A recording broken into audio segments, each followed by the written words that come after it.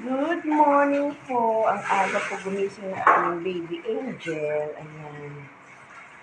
Nagre-ready pa lang ako ng baon. Ayan, sino? Nakabantay na kay Mamita.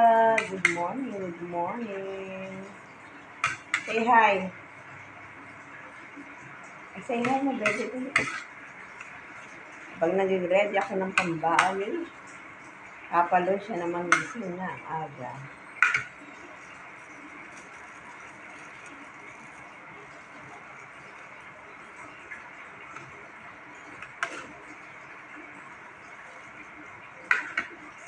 And guys, thank you guys. Good morning. Ayun, naantok po, Say hi.